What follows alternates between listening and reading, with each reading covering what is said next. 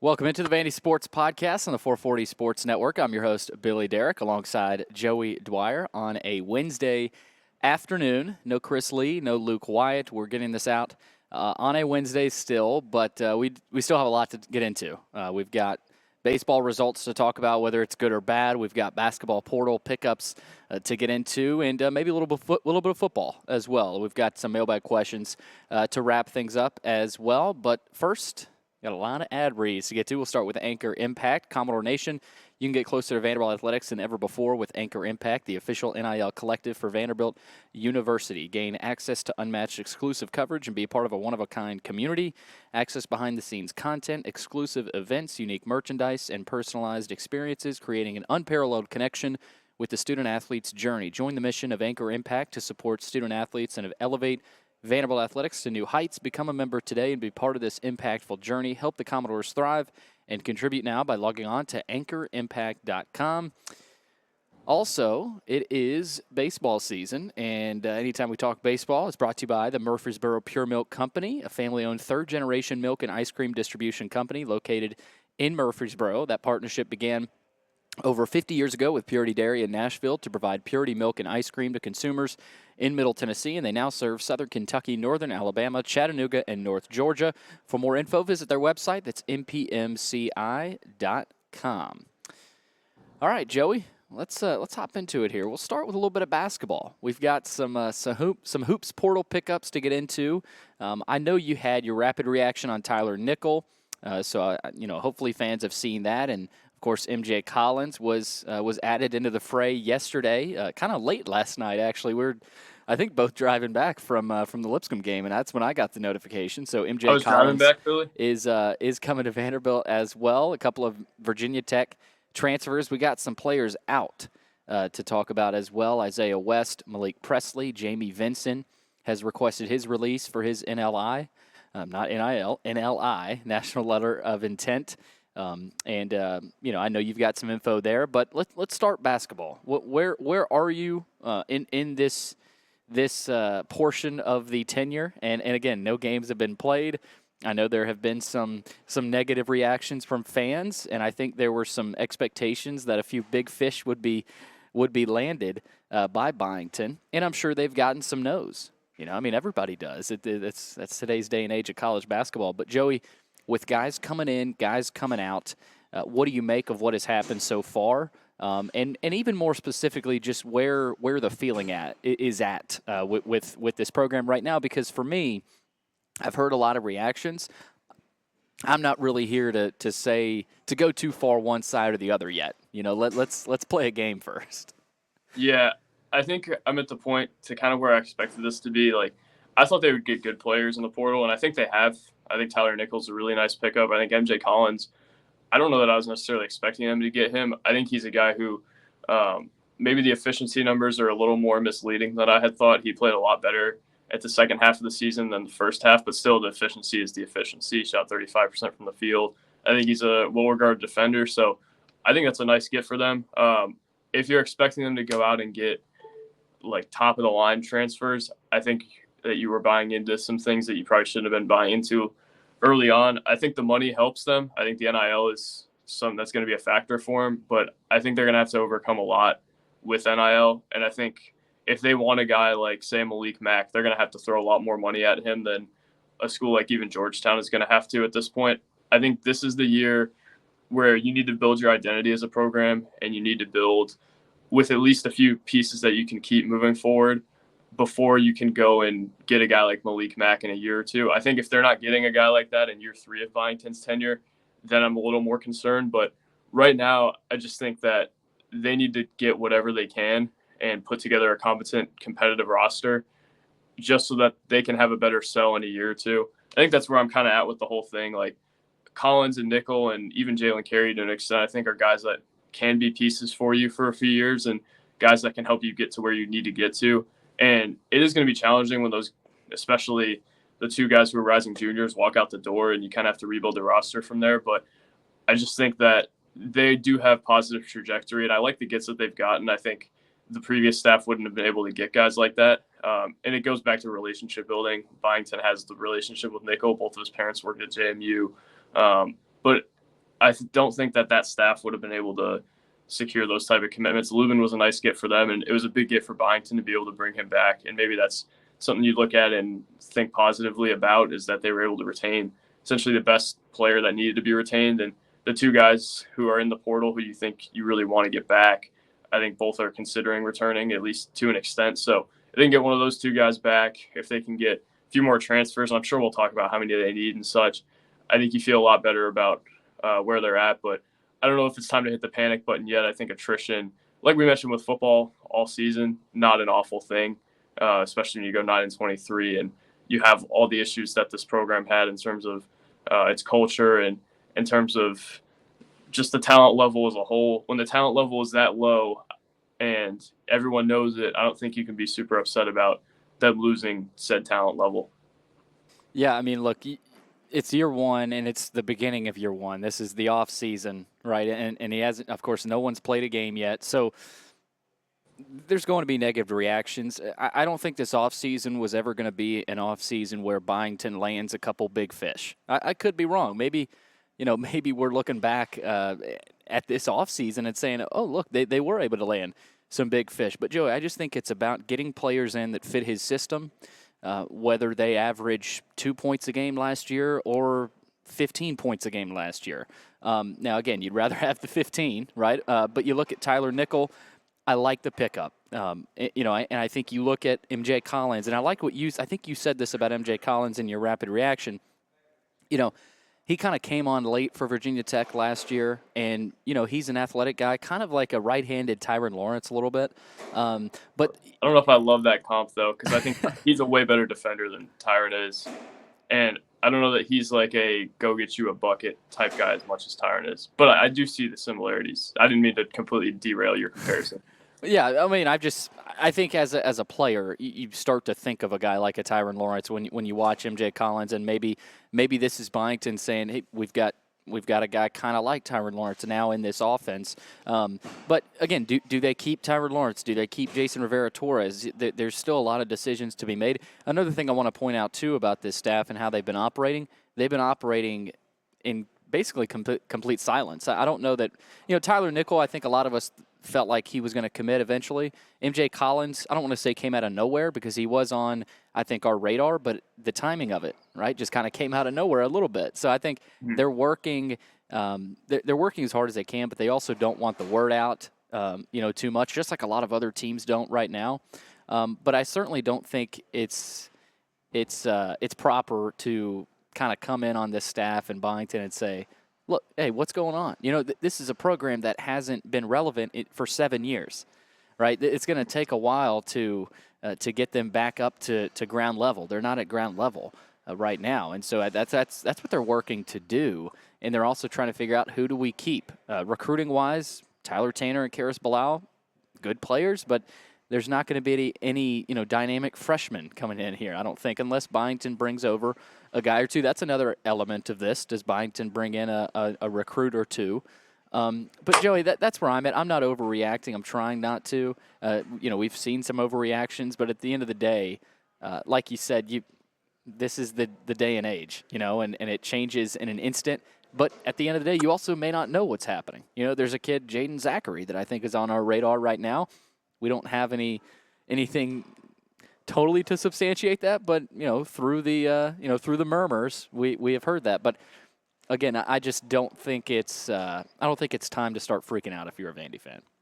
Yeah, I like the mold of the player they're going after as well. I think the previous staff at times had made the mistake of going for a guy from a lower level who maybe didn't have translatable skill set per se. Like, I think Evan Taylor was a nice get at the time. I think he's kind of what they needed at the time to complement their guard play. But I think when you look at kind of the foot speed there and the athleticism, it was going to be tough for him to succeed at this level. This staff is getting guys who have succeeded at a similar level to what they're going to be playing at Vanderbilt. And I think there is some inherent goodness to getting a mid-major guy, but also MJ Collins and Tyler Nickel have both proven to be guys who can contribute at the ACC level. And I think that's something that I'm looking at positively for this program. Malik Presley and Isaiah West I want to get into as well. I think those are both guys they could have used, but I don't think I'm heartbroken about losing either of them. I want to hear your thoughts on them as well. But I like Presley. I think he can guard. I think he can shoot a little bit better than maybe we thought he could. He's athletic. But they've got to be able to open up spots here. And I think same thing with West. He could have been a guy who was a player for them. But if you look at where these guys are going to end up, I think a lot of these guys aren't going to end up at comparable places to Vanderbilt. And that tells you what you need to know about the mass exodus of sorts. Jamie Vincent, I think, might be a similar situation. And I think a lot of schools aren't going to be as patient as Stack and his staff were to develop him. He has a ton of upside, and I think fits the system that Byington was going to run somewhat well. But again, I think turnover, not the worst thing in the world. Yeah, I mean, I think if you're Malik Presley and Isaiah West, I think you're looking at mid-major schools. For them, I think that's advice-wise. I mean, that's what I would probably tell them. I'm not the one telling them that, but I think that's probably where they land. And then, you look at their talent level. Presley, like you said, he's a long, athletic type guy, not even super long, but, he made some flashes at the end of last season. Isaiah West, I thought initially was a guy they might just keep because he's a local kid, but at the end of the day, you've got to clear out space for better players. I mean, Mark Byington said that in his introductory press conference. He said, we can't win with I can't win with bad players, right? I'm not that good of a coach, and he admitted that, and I thought that was kind of I don't know about a jab at Jerry Stackhouse, but you felt like Byington was told about that, and that, we didn't have talent. There wasn't enough talent in this program. You got to bring dudes in here, and Byington has has tried that so far and has done his best with even a guy like a Jalen Carey, who we haven't touched on a ton, who's going to be a sophomore this year. So, again, Joey, I'm looking at it. It's still a work in progress. Like, I don't even, we may not even have – I mean, when do you think we'll have a roster set? I don't know. I don't even know when. It wasn't set till, June last year, so yeah. I don't know. Yeah, so, this is going to be another couple months here before we even have a roster set. There could be a guy that leaves that we are surprised by. There could be a guy come in. I think there's – I don't want to say big fish, but I think there is another proven player out there to come in, whether it's Jaden Zachary from Boston College, who we actually saw last year. I still think they need a five-man. Obviously in Byington's system would have to be a long athletic guy that can run the floor. And then, probably another two guard. I don't know how many guys they bring in, but we actually have a mailbag question about that. So we will touch on that. But Joey, anything else basketball-wise you want to hit on? I know we got some mailbag questions, but just kind of what's been going on the last couple weeks here. Yeah, I just think it's kind of as expected, par for the course, if you would say. I think they're gonna put together an offseason that I don't think people are gonna love per se, but I think they're gonna kind of see what they're going for, and that's kind of what I've seen so far. Is just what they're looking at. And I think it's going to be a longer process than it has been in the past. I think they're going to swing and miss on some guys. But that's okay. There's a lot of guys in the portal. It's a long offseason, especially nowadays. And I think this probably might take a while. They need another big, I would say. I mean, I think they know that. They went after Malik Dia, at least to an extent. I think they need a true point guard. They need a guy on the wing.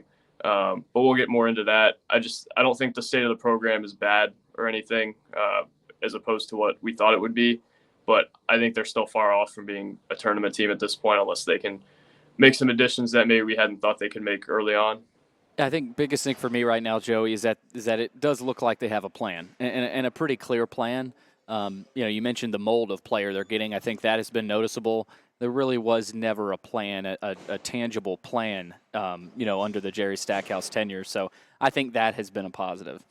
Let's go to a little bit of baseball here. Vanderbilt got back on track and beat Lipscomb last night, 15-4. But over the weekend, Joey, they just got walloped at Texas A&M. Ran into an absolute buzzsaw. And to me, they played the wrong team at the right time, or the wrong team at the wrong time. Certainly not the right time. But lost 15-0 in Game 1 in a run rule, and then lost 9-0 in Game 2. But Game 3 was a little bit different than the first two. Vanderbilt got out to a 4-0 lead. And then A&M did more A&M things. They end up winning 12-6. I thought the home run that Carter Holton gave up, because he did pitch in that Game 3. Correct, Joey? He pitched Game 3? He pitched Game 2. Game 2. Who was pitching Who started Game? Okay, that was McIlvain. Okay, so Carter started, but McIlvain gave up a home run that he was upset about. But right before that home run, Jaden Davis just made a pretty bad error at second base, and that ended up keeping the inning alive for the Aggies, and then they end up giving up, I think, 4 more runs in that inning, and that's what kind of did Vanderbilt in. So I think if Davis makes that play, I don't want to say we're talking about a Vanderbilt win, but we're certainly talking about that Game 3 in a better light. So now it just kind of looks like a dominant, series win for Texas A&M.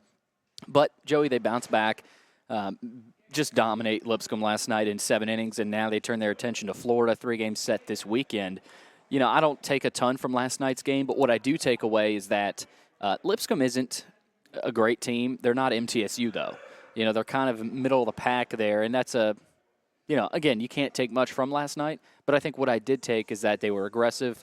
You saw another home run from Logan Poteet, who apparently loves hitting home runs against local teams in the midweek. But for me, Joey, it was just the bounce back. And I know it's not an SEC opponent, but I think anytime you get a midweek win like that and get the spirits back up and just play well, just get back to – because say they win 4-1 or 3-2 tonight, we're not talking about that game last night the same way we are now, like we were against Belmont. That Belmont game was – kind of the beginning of the end of that weekend. They ended up getting swept by South Carolina. But, for me, Joe, I'm just encouraged by the way they were able to bounce back. And now you got some confidence. You got 2 SEC series coming up at home, and you need to do well. I think you need to win this series this weekend.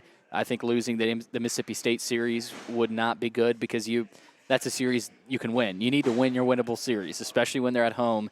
And, I just think last night was good confidence-wise. Yeah, and it felt like they were a lot more confident last night than they were this weekend for good reason. I thought Texas A&M was the more confident team all weekend, and Billy, why wouldn't they be? They had hit 70-plus homers coming out of the weekend, and Vanderbilt was last in the SEC in homers hit after the weekend. Two shutouts on the first 2 nights of the series, I think, really just is telling of where their offense was in that series. And Tim Corbin talked about it. Like, Texas A&M is probably as impressive of a team as you'll see, and you're seeing them on the road in a crazy environment. So I don't know that I'm fully hitting the panic button, but I think this weekend was a huge opportunity for them to show me that they're elite, and I don't think they've shown me that yet. I think they've had a few opportunities to do it, and none of which they've come through on. I just think their margin for error, and I know people are annoyed with this term after football season, their margin for error is smaller than it has been in the past just because they don't have the power. I don't know that they have excellent pitching. I think they have really good pitching. But, again, it's just like they don't have that bailout J.J. Bleday guy to kind of guide them through these type of weekends and get them a big hit when they need it, get them a big homer when they need it. And you saw that in the first 2 games, how their offense went completely dry. They don't have a human tourniquet. It's going to be difficult for them to really become a lead at some point, but I think last night was what they needed. They need to get this weekend in some form. They need to get at least 2, I would think. But I thought it was really cool that they went to Lipscomb last night, and obviously I'm a little biased in that aspect, but it was interesting to talk to Corbin about it after, and I think that meant a lot to Jeff Forehand. You had him on the Plaster Show yesterday, and I think he was really appreciative of that gesture. And again, I just don't want to gloss over. I think Tim Corbin does get it. I think he gets that this area is important. And I think to an extent, we haven't seen that in other sports from coaches. So I think it's pretty exceptional that Corbin does do that. And he acknowledges that other schools in the area would not be what they are without Vanderbilt. And that Vanderbilt has a chance to really spotlight them. And I think they did a nice job of that last night. That was not your average midweek. It was a sellout, set the attendance record at Lipscomb. And again, just shows you kind of the scope of this Vandy program right now. But I don't know that they are what they need to be right now to compete for an SEC title again or host a super regional or anything of that sort right now. Yeah, I mean, where they're at right now, they're a good team. I think right now they're kind of on that regional hosting bubble, but they're not an elite team. They're not on Texas A&M's level right now. Now are they on a Florida's level? Are they on a Mississippi State's level? I think we would agree yes, but you got to go out there and prove it. But yeah, back to Lipscomb. Forehand did tell us on the show that after last year's rainout, Corbin went to Forehand and said, let's just play it at your place, next year. Just a nice gesture and really speaks to how class act of a guy Tim Corbin is. And so it was cool. It was cool. It was a great crowd. I think about 2,000 people showed up Yeah, it was beautiful. But I just think for this team, Joey, they need this weekend, because if you get a sweep, if you say you sweep Florida, I think that all of a sudden changes the perception of this team again from a fan base perspective. Like, baseball weekends are they're so fluid. After you get swept, it's the season's over. What is this team doing? But all of a sudden, if you get a sweep this weekend, or even if you win the series, you're back to that kind of middle ground level. You're back to that, okay, we can host, right? We can maybe even get close to hosting a super. I don't think this team ends up hosting a super unless something weird happens with the seeding, of course, which we've seen. But no, baseball-wise, got the win last night. Again, Florida, 3-game series starts tomorrow night, actually. So another Thursday weekend for Vanderbilt. Thursday, Friday, Saturday. It'll be interesting to see what they do with the pitching, Joey. We've seen Cunningham start game ones. We've seen Carter start game ones, as in Grayson Carter. We've seen Carter Holton start game threes and game twos. I don't think Carter Holton would start tomorrow night. I could be wrong. Maybe they start to finally, plant him in that ace spot. But Jack Caglione is going to be going in game 3 on Saturday, at least from what I've heard and what he, where he's been slotted this season so far for Florida. So, do you match Holton up with Cags? Either way, Cags, I don't know if you saw this. He hit about a 516-foot mammoth shot last night. So Florida is a team that will hit. I don't know. I don't think we'll be able to get a series preview video in, but we'll talk about it. We got a lot of mailbag questions about that as well. So, but yeah, baseball this weekend. And they got Mississippi State next weekend, and of course Tennessee coming up May 10th through 12th. So this is the time. I mean, Vanderbilt needs it. They got to have it this weekend, and of course we'll continue to talk about that throughout the podcast. But let's get to our mailbag. Joey, presented by Sutherland and Belk, a family-owned injury law firm. If you or a loved one is hurt or in an accident, give Taylor Russell a call, 615-846-6200, to see what your rights are and if they can help. But real quick, before we do get to the mailbag, big piece of news on the women's side of things. Michaela Blakes has officially signed with Vanderbilt. The 5-star McDonald's All-American is the number 10 player in the class of 2024. Of course, recently played in the McDonald's All-American game, right, Joey? Mm-hmm. Of course, Elena was doing a great job with highlight clips and everything on that. But this is big. This is big. The highest-ranked recruit they've ever signed.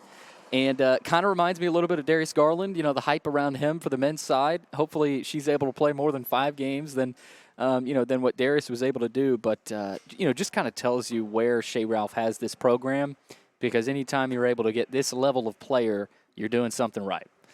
Yeah, I think that's the biggest thing for me is just like the infrastructure of that program is so healthy that they're able to do that. And obviously I think it's a little easier on the women's side to get 5 stars right now than men's basketball, just because NIL and everything, all the crap that's going on in men's basketball, I don't think is as prevalent in women's basketball, although it is still prevalent in a sense. I would say that Michaela Blake's going to come in and give them a lot early. I think she's going to be their starting point guard next year. And she comes at a great time to replace Jordan Cambridge, who I think was one of their more highly regarded recruits at the time as well. But Michaela Blake's, again, really nice gift for Vanderbilt. I think she's going to give them a lot early on. I think she's going to be able to score it. I think she can really defend. I think she'll be able to head their offense as a freshman at least a good bit of the time. I think she could at least be a secondary ball handler for them, and probably at times will be the primary ball handler. So I think she's going to give them a lot. I think she's probably the most talented player on the roster, and a backcourt of her and Ayanna Moore is tremendous. And what Shea Ralph has done to turn this thing and be able to have a healthy enough program to land 5 stars who aren't from the immediate area of Nashville, I think is a real positive for her and her program. The New Jersey to Vanderbilt pipeline continues, not only athletically, but all kinds of the student body from up there as well. But future's bright for Shea Ralph, no doubt. Joey, from women's basketball to men's basketball is our first mailbag question from Vandy Doors. Ned is where we start. He's actually got 4 questions. So we'll rumble through all these questions from Vandy Doors. Ned, number 1, if you had to make a guess at Vandy's 10-man rotation next year, including potential portal transfers, who would be included? Here's what I've got, and this is projection. One of the players is not actually here yet, but I'm going to predict that Vanderbilt lands Jaden Zachary. Again, I have no clue if that will happen or not, but I'm going to do that for the purpose of this activity. And I think it's a good activity to kind of this is kind of a projection, right? This is our prediction of what we might see. I'm going to go number one, the one for Vanderbilt next year, Jaden Zachary. Again, this is all conjecture, transfer from Boston College. The two, I don't think they have a two yet. I mean, they have a two, but I don't know if they have their two. Do they put Tyler Nickel at the starting two? Does MJ Collins eventually start? I don't think they would ideally want MJ Collins to have to start if Really? they retain. I mean, I got MJ Collins as my starting two. Interesting. I mean, is that good or bad if he's starting? Who knows? I mean, maybe MJ Collins is a starting two. If Tyron Lawrence comes back, is he the starting two? And then, of course, Tyler Nickel. Tyler Nickel, for me, would be slotted at 3. And then the 4, for me, would be Van Allen Lubin right now. And then the 5, I don't think is on the roster yet. I could be wrong. Maybe they play Van Allen Lubin at the 5 a lot. Maybe they start Jalen Carey. Maybe they're at the point where they have to start Jalen Carey at the 5 and have a couple of 6'9", 4, and 5 guys. But on the bench, you've also got J.Q. Roberts, at least, who's still on the team right now, Karis Bilal, Tyler Tanner. I already mentioned Tyron Lawrence, but, I mean, he would be kind of interchanging in that starting lineup if he does come back. And then Jason Rivera-Torres, of course, if he does come back. But one thing I looked at, and that is 10 guys right now. Zachary, who's not here yet. So I guess technically 9 that are here right now. Nickel, Lubin, MJ Collins, Jalen Carey, J.Q. Roberts, Bilal, Tanner, Tyron Lawrence, and Jason Rivera-Torres. But the only guys that are locked into the roster right now out of those guys are Nickel, Lubin, Collins, Carey, Bilal, and Tanner. So that that's kind of where they're at. That's what the roster is right now. Even if you wanted to put Lawrence and Rivera-Torres in there, but they're in the portal right now. So it's hard to even say right now. But I would say my starting 5 projected would be Jaden Zachary. I'll put MJ Collins in there, I guess, for the purpose of this activity right now, and then Tyler Nickel at the 3, Van Allen Lubin at the 4, and then at the 5. I don't know. I mean, right now, Carey, you'd have to, but they're going to get a 5, you would think. Of course, Jamie Vincent just requested his release for NLI. Do they get another freshman in here? You got to believe they will, because they only have 2 right now. How do they balance the portal class with the freshman class will be interesting. But that's kind of my stab at it, Joey. And again, apparently another guy to watch is another guy from Boston College. Is Zachary's teammate last year. I would keep an eye on Devin McGlockton from Boston College. So keep an eye on him. And at that point, Joey, we don't know. We don't know what's going to happen. But that would be my stab at that question. So I had for my starting 5 transfer point guard. MJ Collins at the 2. I think MJ Collins is a starter for them for sure. He started 28 out of 32 games for Virginia Tech last year, and that's a team that was better than Vandy's going to be this year, I would guess. There's an NIT team, maybe not quite better than Vandy. Nickel at the 3, Lubin at the 4. I'd say a transfer at the 5, and then off the bench, transfer wing, transfer guard, Jalen Carey, and then my last 3 spots, I'm going to say 2 of – so one of them is going to be either Colin Smith, Jason Rivera-Torres, or Paul Lewis. I put it so far down because I don't know which one they're going to get or if they're going to get any. But I would guess I put out decent odds that they'd maybe get 1 back. J.Q. Roberts, and then either Tyler Tanner or Karis Bilal. I think both of them have really nice tools, but I also think they each have a flaw in their game that might hold them off the court early on. Bilal with the shot selection, Tanner with his defense. So we'll see what happens, but I think they're going to add a transfer point guard. I don't think Collins should be your primary ball handler. I think he should be your secondary and a guy that is able to look to score a little more off the bounce. I think you need a transfer center. Your tallest guy's 6'9" right now. And Lubin, I don't think, should be tasked with playing the 5 again, although he did an admirable job this year. Transfer wing, I think they need another guy who can shoot it behind Nickel. Maybe not quite as athletic as Nickel, but if you can get a fit there, I think it's a nice get. And then another transfer guard. You've seen them look at some guys who I think would be backup guards for them, not necessarily starting point guards. So I'm just kind of going off of the archetype of guy they've looked at. And then, again, I think they kind of have some things at the end of the roster to work with, but they're going to need a lot more than what they currently have. But that's my best stab at it. I think they have 3 starters on the roster right now, and then maybe a 4th if Smith or Rivera-Torres can kind of come back, I guess. All right, who is QB1 against Virginia Tech? And who leads Vandy in rushing and receiving next year? I think the starter against Virginia Tech will be Nate Johnson. Of course, Diego Pavia will be on the roster. It could very well be Diego Pavia if he wins the battle, but I think it's going to be Nate Johnson starting the game.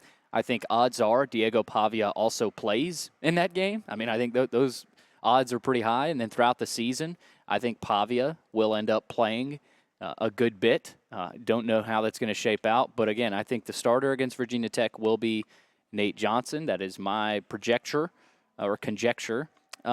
Who leads Vanderbilt in rushing? I'll say Cedric Alexander. I was tempted to go with one of the quarterbacks, but it's hard for me to say because I don't know which quarterback they're going to go with. I think the quarterback, whether it's Nate Johnson or Pavia, you could answer this by saying the starting quarterback, the quarterback that plays the most, just because of how much they're going to be asked to run and how much they're going to have to run, because it doesn't look like this offensive line is going to be great.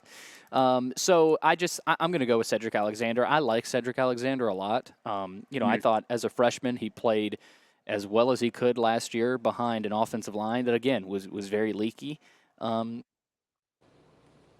This is tough, too. I think you could either go with Sherrill or Skinner.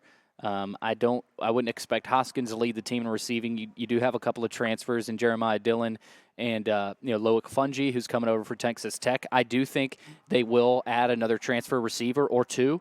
So maybe they add a big fish who comes in and kind of dominates for them. But I'm going to go with Skinner. I think Quincy Skinner will lead this team in receiving next year. But that is a good question, Joey, and I don't know. I'm interested to see what your answers are and how they differ from mine, though. Yeah, quarterback is so hard because Pavia's not here yet, and he's only played, one or two games in his career against SEC teams. Well, obviously, one of them was Auburn, but I think I would probably say Johnson for now. I think he's been better recently. Obviously, we've given him some flack early on for being loose with the ball, and so has Clark, but I think he's been better enough recently to where he'll start. And if he's the starter, I think he's the leading rusher. I just think they're going to have a hard time running it unless they really get some guys in the portal on the line. I think they're going to have a hard time running it outside of the quarterback. And with him kind of making stuff happen improv-wise and them designing some stuff for him, I think he would be the guy who's going to lead them in rushing. I would be less confident in saying that if Pavia is the starter, he'll lead them in rushing. But I think if Johnson's the starter and he's healthy, he'll also do that. I would probably, if I had to bet on it, I would say Johnson right now, but it's so hard to know because I haven't seen Pavia here against their defense.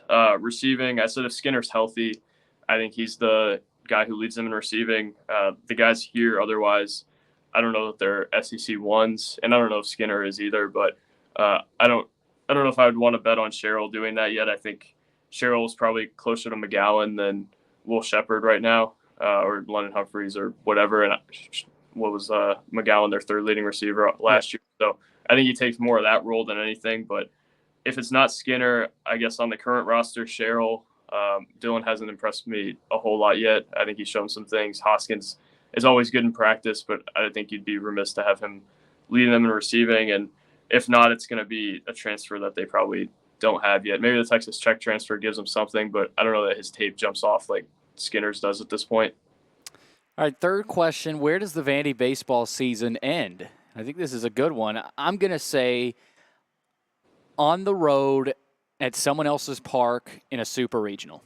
And again, it's hard for me to even say they'll get to a super at this point, just the way they're playing right now. Again, that could change after this weekend, the way, these seasons fluctuate so much and are so fluid. But I think they get to a super. I don't think they host a super, but I think they end up losing on the road. This is my guess, in a super. That wouldn't be the worst season. That's similar to getting to the Sweet 16 in basketball and losing a tight one, So I would say they lose on the road in a super. I think fans want to hear this season ends in Omaha with a trophy, of course, but this team isn't there yet. But you got to remember, Joey, it's never the best team that wins it. It's the team that is playing the best at the right time. And this team can get there.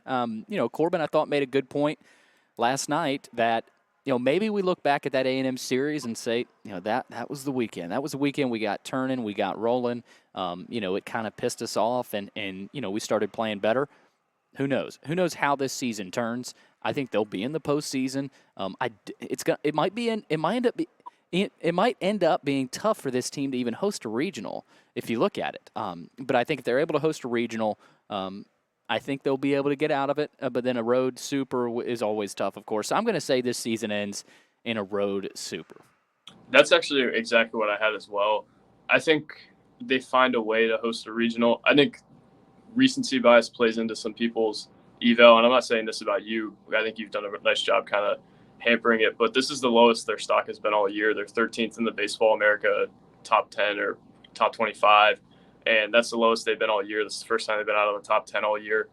I'm kind of betting on the full body of work a little bit more than what's happened in the last week or so, but if they don't pick it up soon, it's going to be difficult for me to do that. I just think they're going to have a hard time on the road if they get to a super, and I think their pitching is good enough to where they can really turn it on at the right time. So I do want to hedge my bet there a little bit. I think, especially once Futrell gets back, maybe he can be better.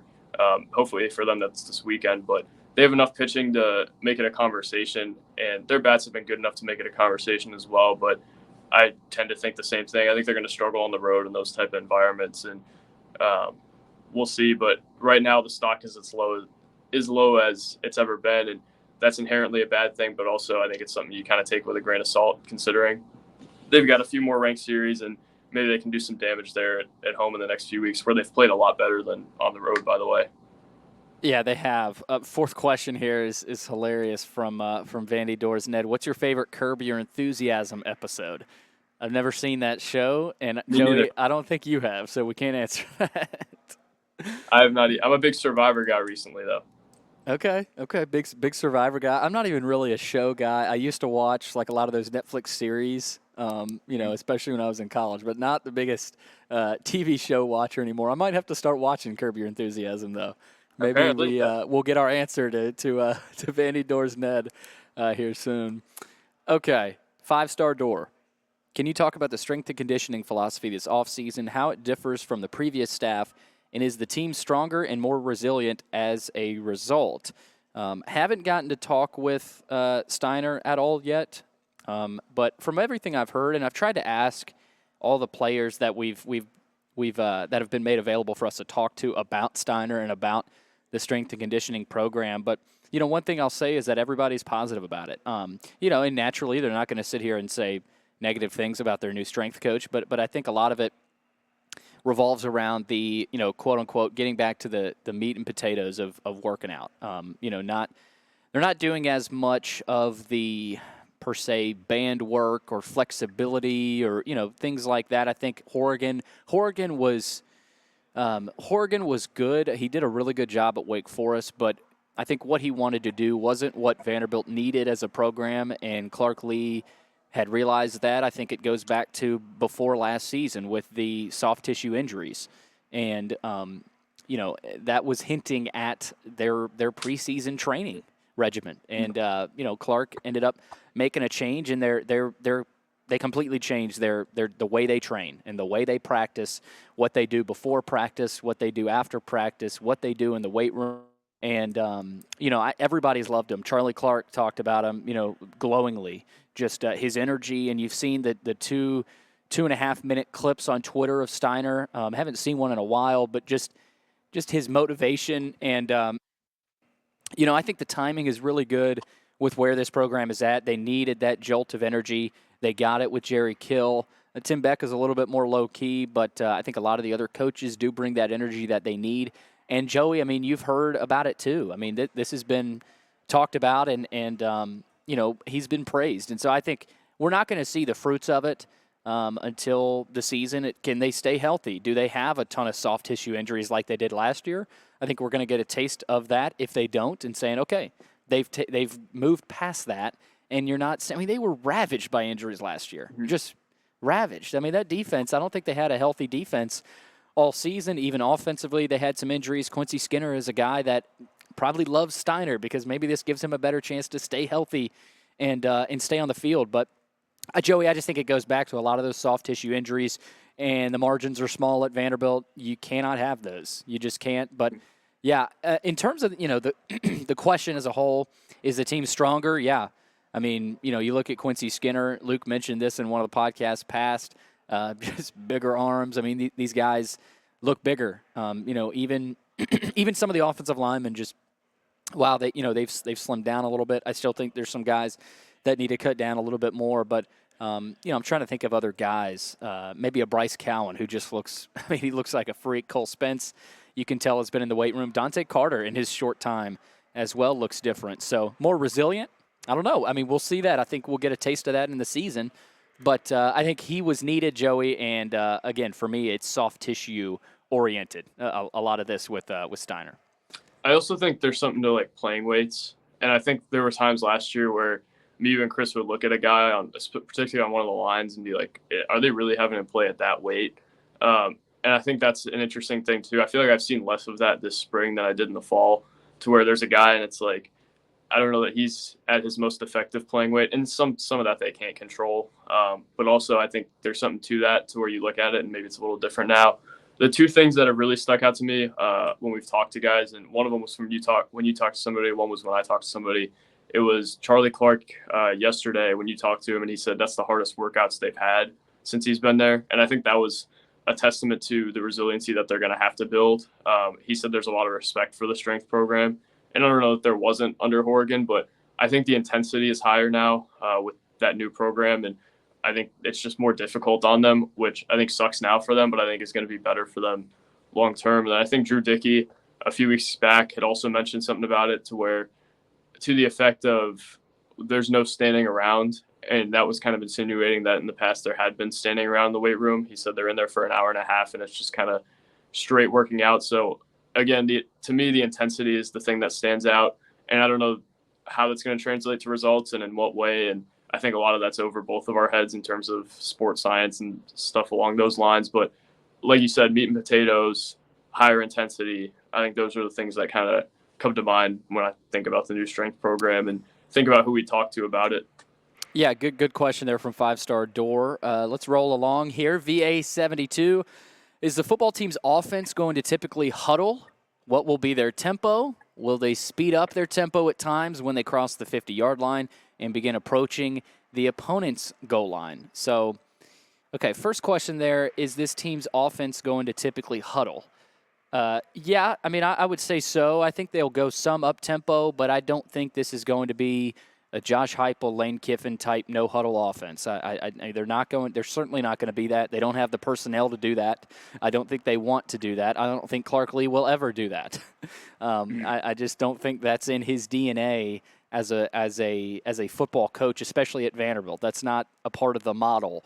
When Vanderbilt has won games, it's not because they're sitting back there airing the football out. I mean, look, they tried to do that last year, and it did not pan out as we could see. So, yeah, I think they'll typically huddle. Their tempo be moderate, kind of in between. Like I said, I think they'll go up tempo at times, but Joe, I just don't think they'll be doing a ton of it. You might see something where maybe there's a deep pass, 25, 30, 35 yards, and then they get up to the line quick and then run it with either the quarterback or the running back. You're going to see some interesting things with this Tim Beck offense. You're going to see some trick plays. You're going to see Nate Johnson and Diego Pavia in there at the same time, I would guess, occasionally. So, tempo-wise, Joey, I think we'd both agree it'll be moderate. When they cross the 50, they might even slow down. This person asked, will they speed up when they cross the 50? I don't know. I think this could be an offense where maybe they start to really slow down. I think they want to eat clock. Clark has talked about that. They want to eat clock, and that's part of the formula, the formula of winning for Clark Lee. So that's what I would say. And then he has another part here. Are they running any unbalanced formations by moving a tackle over to a different side or by inserting multiple tight ends? We don't know. We can't get specific about anything anyway. And my thing about Johnson and Pavia is total conjecture. No one's told me that. That's basically, my intuition saying, hey, they might do some of that. But we can't really answer that last question. But tempo-wise, Joey, I don't think they'll be an up-tempo team, but I think they'll use tempo when they think they need to. Yeah, they're going to have to pick and choose. Something that I looked at was how many plays each team ran per game. Vanderbilt ran 63.5 plays per game last year. New Mexico State ran 62.5. So pretty similar in terms of tempo. And I think that stat is a lot different than it is in basketball. I think possessions per game is a lot more of a thing in basketball than football that you measure. But I do think that that's an indicator that it's not going to be overly different. I think they are going to want to chew the clock still a little bit. And obviously they're going to look to score, but I don't think they're going to be as much of an air it out team as they were last year. I think the tempo is going to be similar. I don't think they're going to go completely no huddle, but I also think when they need to push it, they're going to push it. And that's probably the blueprint there. In terms of the formations, again, we can't comment on it. I think that's an educated guess by you, Billy, based on what they did at New Mexico State, more so than anything. I watched back some Diego Pavia before this podcast, and it was a lot of that, a lot of handoffs to Diego Pavia somehow, and he would make the throw. But one thing I did want to mention with that question is tight end usage. We talked to Tim Beck on Saturday, and I thought it was really interesting. I asked him about Cole Spence, and he kind of raved about the tight end position as a whole and what he wants to do with it. I think they're going to use tight ends a lot more than they did under Joey Lynch. And I think that was something that people didn't love, that they didn't use them a whole lot and they didn't have enough capable ones. I think this year they've got 2 capable ones and maybe they'll add another one. But Cole Spence is going to be a guy they feature a lot. And Cam Johnson, I think, will have reps as well. Tim Beck also wants multiple different types of tight ends he was talking about. So maybe that leads you to believe that they'll use multiple of them in certain sets as well. So that's what my thought there. But tight end usage, I think, is going to be more than it has been in the past. Maybe a noticeable amount, maybe not as noticeable as we would think. Yeah, and I want to add to that, too. Coach Klenakis has a history coaching Colin Kaepernick, Lamar Jackson, and those quarterback run schemes. That's what this team's going to be doing. Again, I'm not getting into anything specific because, honestly, I can't really. I'm not an offensive coordinator. But when you talk about pulling guards or pulling left tackles, that's kind of what you do when you run with your quarterback. So there's going to be a lot on these offensive linemen, but they got to get some more in here. And I think they will, and that goes into our next question here from VU Superior, which is a good one. Name the starting 5 offensive linemen and key reserves as it stands now. How many offensive linemen do we need to add in the transfer portal? Okay, name the starting 5 offensive linemen right now if they were to play a game. Grayson Morgan, they would probably play him. He's been sitting out, but I don't think it's anywhere serious, so I'm going to say preliminarily, if that's even a word, Grayson Morgan would be your center. Steven Lasoya would be one of the guards. And Gunnar Hansen, I think, is locked in there at left tackle. And then I think those 3 guys will start right there. Morgan, Lasoya, and Hansen. You look at the other 2 spots. Right now, if they were to play a game, right now, is it Castillo? Is it Charlie Clark, who they made available yesterday? And that's usually an indication of some playing time. So maybe Castillo and Clark are those last 2 guys. You've also got Misa Sandoval, who has looked good as a sophomore here in camp so far. You've got Anthony Miles, a younger guy who has gotten some reps as well. So I'll go with Charlie Clark and Castillo there to be those last 2 guys right now if they were to play a game. But that's not going to be the case. I don't think that's going to be your starting 5 when the season starts. I think Vanderbilt is going to add a truckload of offensive linemen in the portal. I don't have really a number. How many do we need to add? This person asks. I think, Joey, 4 to 5. I mean, that's where I am with this offensive lineman. This is not a great offensive line. I think they've got 3 guys that they can trust in Morgan, Lasoya, and left tackle Gunnar Hansen. Charlie Clark is inexperienced. He hasn't played a ton. Gage Pitchford is another guy I didn't mention. He played a little bit last year, actually. But then Castillo's got to cut down. So I'm just not bullish on this offensive line right now. I don't know how much more bullish I'll be when they get these transfers in because they are going to get transfers in. But are they impactful? I think they need them to be impactful for this team if this team wants to win and get to that threshold of 5-6 wins and beat an SEC team. It's huge. It's massive. You've got to have an offensive line you can rely on to win SEC games. But, I'll say those 5 guys I named, the first 3 guys, Lasoya, Hansen, and Grayson Morgan. And then right now, Castillo and Charlie Clark would be my next top two guys. Maybe Pitchford instead of Castillo. They're just so interchangeable. They've interchanged so much. They've rotated. They've switched sides with all these linemen. So it's hard to say, but I honestly think they could get upwards of 5 new offensive linemen. I'm not even kidding on that. Yeah, they're going to have to do some serious work to it. I'm glad you brought up Pitchford because I was going to bring him up as well. I think I'm a little higher on him than you are, but they need work. Like, right now, they can't even run the ball effectively. And that's against Vandy's D-line, not Georgia's or Tennessee's or whatever. Like, they're going to need some serious work on the O-line. That's why I picked Nate Johnson to be the leading rusher, just because, like, you don't need the offensive line as much if you're doing quarterback runs as you do running back runs. Like, it shouldn't be dust cloud football. And right now, they're going to have a really tough time playing that way and controlling the tempo of the offensive line they have. And Vandy's never had fantastic offensive lines, really. But this one, I think, needs to be a lot better for them to have any chance against anybody right now. All right, here's a good one. And also they've only got 8 bodies right now. So it should get better. Like, they don't have anybody healthy right now. So I'm expecting it to be better than it currently stands. Yeah. I mean, look, Morgan hasn't practiced, and I think that he's going to play. He's going to start. So that's pretty noteworthy there. But yeah, they got to get better, Joey. That's the bottom line. Let's see here. Next question from Pessimistic Door. With a couple of the reported transfer point guard targets committed elsewhere, what's some names to look for that they may pivot towards? Surely they don't expect Collins to start there. I would agree with you there. I don't think they ideally want MJ Collins to start at point guard for them. I think you will have a transfer point guard coming in. Again, a guy to watch is Jaden Zachary from Boston College. There are a lot of really good point guards out there.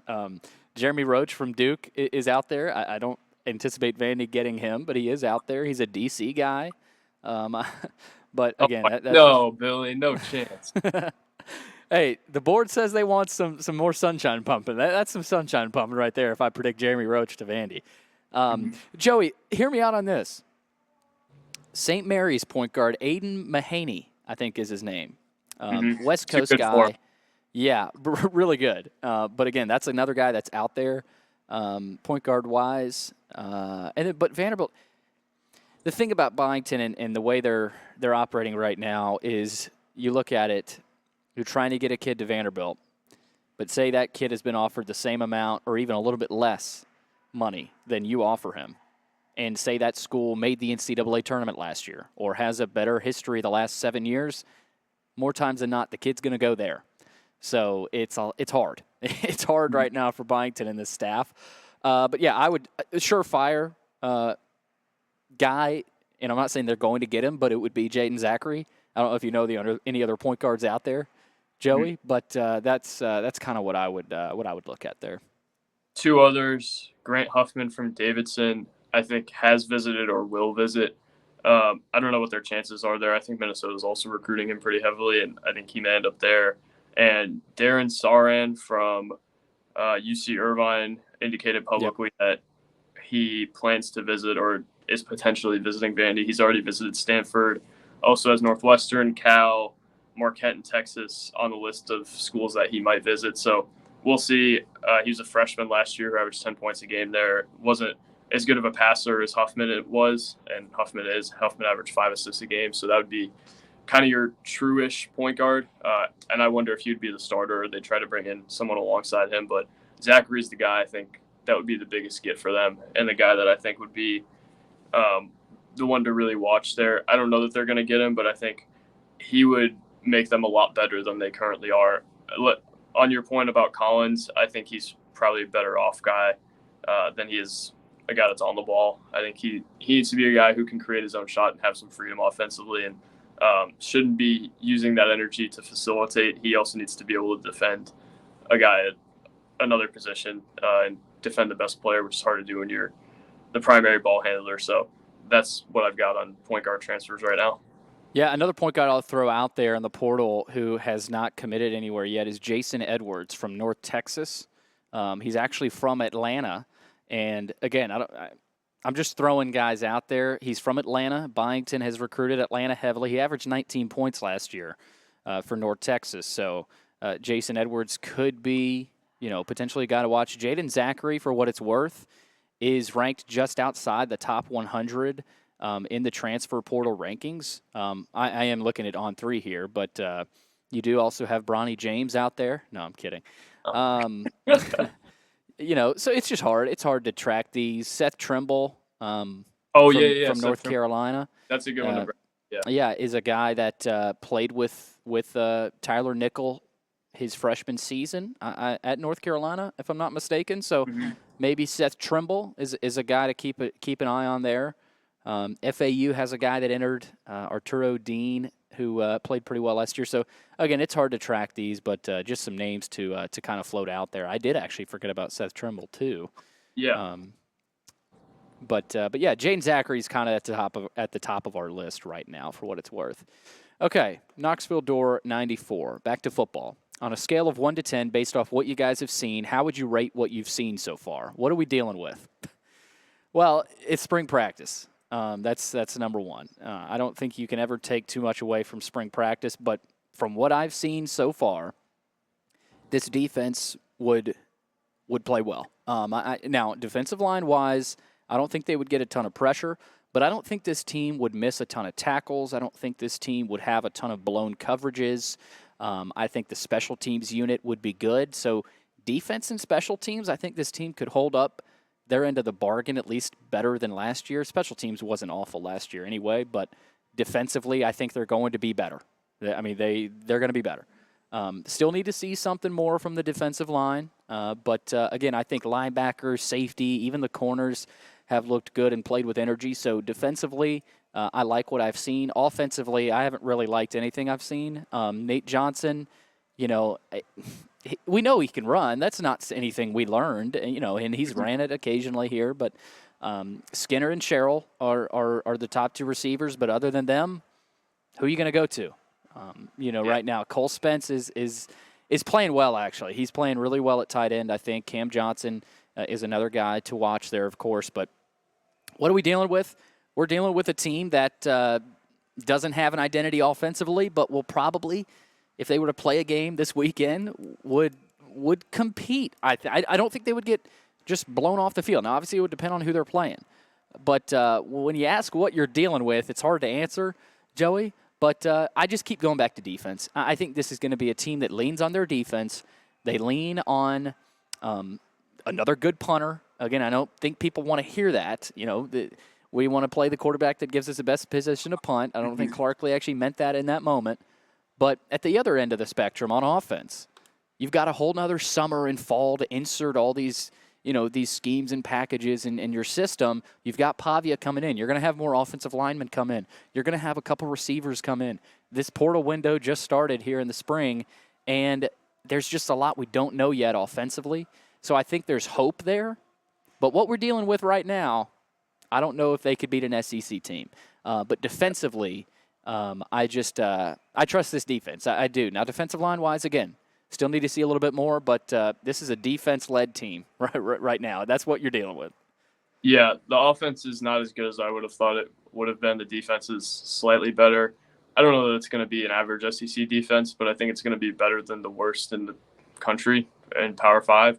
And I think that's what it was last year, was the worst Power 5 defense. They'll probably add some pieces on both sides, but right now I don't think they're good enough to make a bowl game or really get anywhere close to it.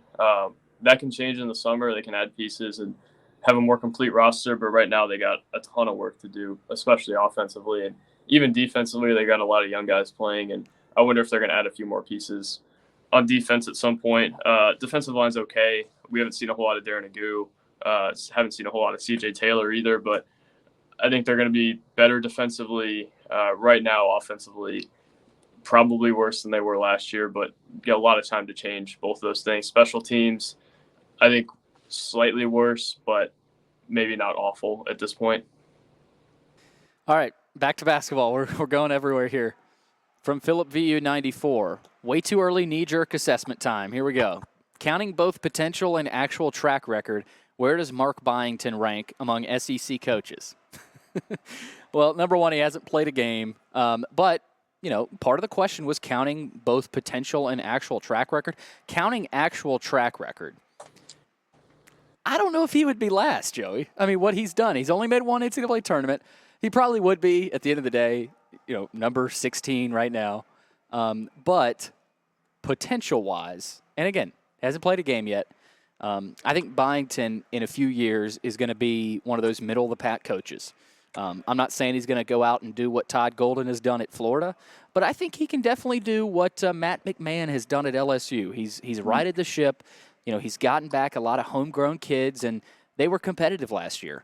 I don't know that he has a season like Dennis Gates had in year one, but I think he has a season this year. And again, I feel crazy saying this. I just think it's a season that provides some hope. It's a year one. I'm confident in him. I trust him. I think he's got a decent staff. I think he knows what he's doing. He's going to have a lot to learn in year one. You're playing in the SEC, one of the hardest conferences in the country. But at the end of the day, Joey, his actual track record is that he's won one NCAA tournament game in his one appearance. He's played in two, obviously lost to Duke.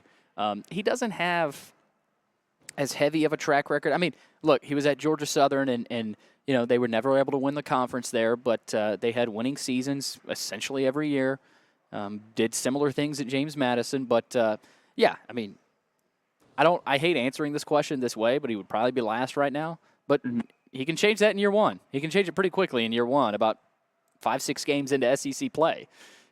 So, but yeah, that's that's a tough question. Yeah, I mean, just off of track record right now, he's last, and that's not a jab at him. It's just like, look at it. Mike White has made tournaments at Florida.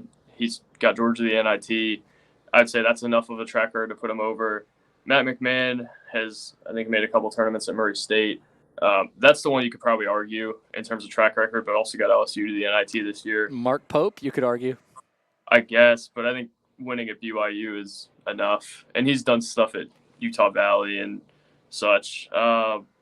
Lamont Paris, SEC Coach of the Year, did a lot at Chattanooga. So point being, like, the resume isn't as strong, but I think the ceiling is higher than a Matt McMahon, higher than a Mike White.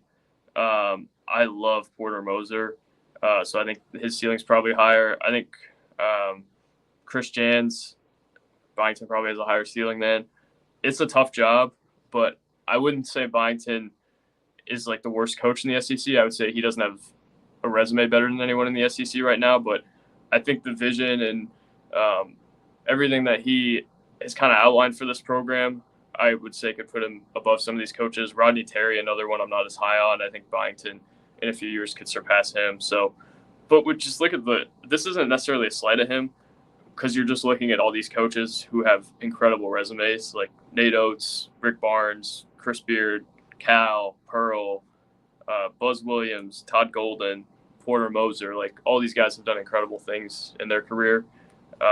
So that's what I have. But I don't know, Billy. That's a tough question to answer at this point in a tenure, and at this point in his career especially. He hasn't been a head coach for as long as a lot of these guys have, and hasn't been able to do it at this level yet, where that's where you really prove that you are better than these guys. But projecting, I think he could be middle of the pack, maybe lower middle of the pack in a few years.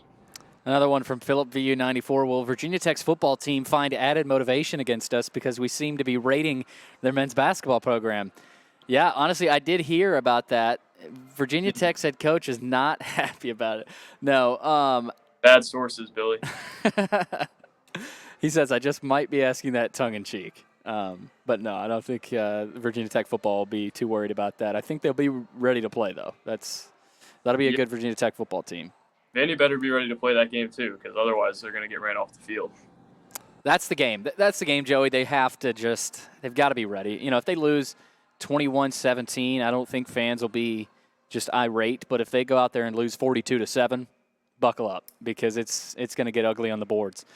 Okay, VU Matt 23. How would each of you go about filling the remaining spots for football and basketball? Well, we've talked about it a lot, and I think this is a good question. Putting our GM hats on, Barton Simmons' hat, and I guess Byington's the GM for basketball. Look, offensive linemen, I think you need to get at least 5. I just think that's where they're at. They're just not good right now, but that's right now. Right? That could change in the summer after they get some guys in. get some chemistry built, get the system in with Klanakis, and then in the fall, push toward the season. So offensive linemen, I would say you need to get at least 5. Receiver-wise, I think you still need a couple receivers in there. I just think that room is lacking dynamic ability other than Skinner and Sherrill. I think Hoskins has looked decent, but, Richie Hoskins is Richie Hoskins. And then at the end of the day, football-wise, I think defensively you could always use another edge rusher, maybe use another guy in the middle to plug that defense. Defensively, I still think they're okay. But defensive line, I think, would be the concern there. Other than that, I think football-wise, I think you're fine. I mean, any good player you can get, you'll take. And then basketball, we talked about it. Filling the remaining spots, you need a couple of guards. You need a couple of forwards. I mean, I think that's kind of where they're at, Joey. Forward specifically, a 5-man. Like they need a 6'11" big guy. I mean, they just do. You have to have that in the SEC. Even a 7-footer, would be nice. A Luke Cornett, he'd be fun to watch in this Byington offense. But no, a couple of guards, specifically point guard and a 2-guard, and maybe even another 2-guard. And you can do that in the portal or freshman class, right? I mean, you still have room there for that freshman class, but we'll see. But Joe, I don't know if you have anything differently there for football and basketball. I'll go basketball first, then football. I think their biggest need is a starting point guard who can distribute.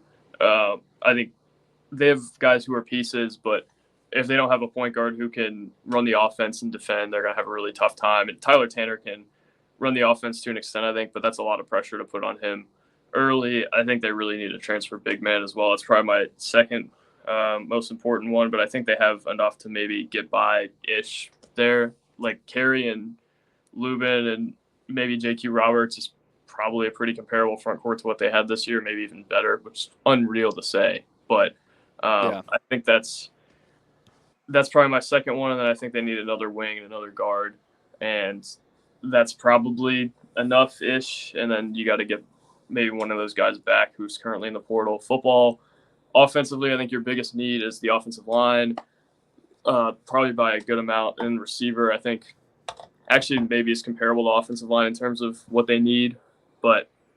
And then another one I've kind of wrestled with is running back.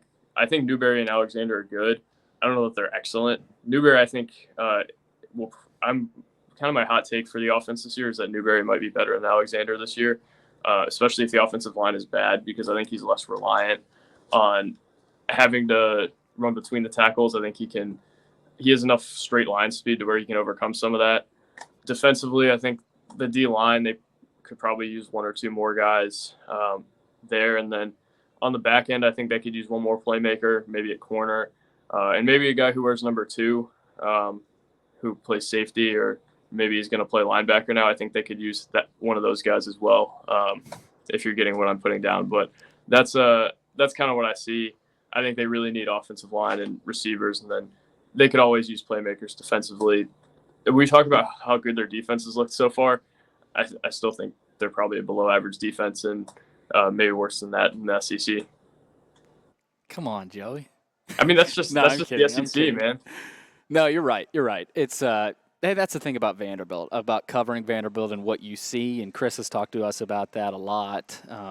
You can be high on a unit, but that first SEC game you play, all that gets derailed because it just means more is the SEC. So no, you're totally right about that. I mean, how much talk was there last year about how many Vanderbilt defensive players would start on any other SEC team? It was Taylor and Patterson, and that was about it. Yeah, no, you're 100% right. And in terms of football, they do have practice again tomorrow. They'll have another scrimmage Saturday at Ensworth again. Joey, correct? So at Ensworth, I think Joey's going to be there. I may end up going, but we'll both be at baseball as well. The house that Malik Dia built. Exactly. He was a great player at Ensworth. Fantastic. Yeah, what a recruitment.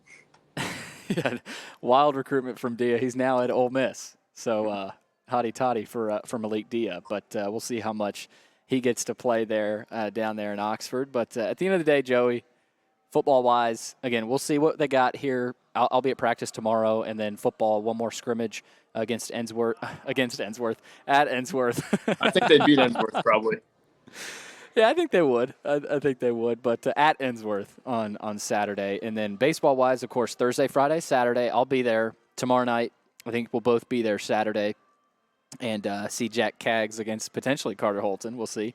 And then basketball-wise, we'll keep track of these transfers and see who Byington gets in here. Does Tyron Lawrence come back? Does Colin Smith come back? Does JRT come back? We'll see.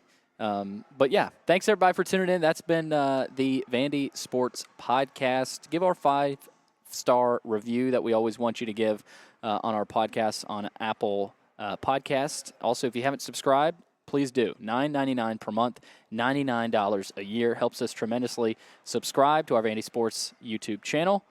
Finally, if you're interested in sponsoring the show, email Chris Lee at chrislee70@gmail.com.